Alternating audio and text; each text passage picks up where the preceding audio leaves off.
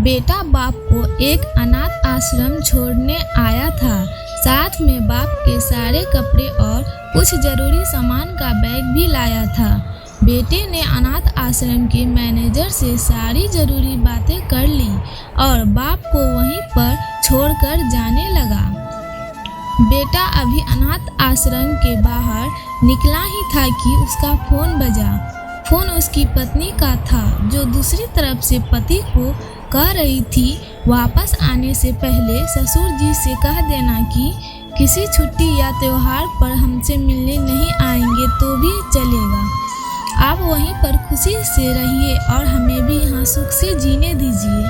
Phone रखकर बेटा वापस अनाथ आश्रम में जाता है। बेटे की नज़र अपने बूढ़े पिता पर पड़ती है, जो अनाथ आश्रम के मैनेजर से हंस हंस कर बातें कर रहे थे और काफ़ी खुश भी लग रहे थे। बेटा सोच में पड़ जाता है कि उसका पिता अनाथ आश्रम के मैनेजर को कैसे जानता है। थोड़ी देर इंतजार करने के बाद जब उसका पिता मैनेजर से दूर जाता है, तब बेटा मैनेजर के पास पहुंच जाता है और उससे पूछता है कि आप मेरे पिताजी को कैसे और कब से जानते हैं। मैनेजर बेटे को बताता है, मैं तुम्हारे पिता को कई सालों पहले से जानता हूँ, जब वह अनाथ आश्रम में यह अनाथ बच्चे को गोद लेने आए थे।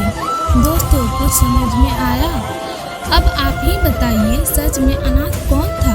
वह बेटा जो अपने बाप द्वारा बिना उसे बताए किए गए इतने बड़े उपकार के बदले उनके आखिरी समय में इस तरह ठोकर मार रहा था, या वह पिता जिसने यह अनाथ बच्चे को निस्वार्थ भाव से इतना प्यार दिया जितना खुद के बच्चे को दिया जाता है।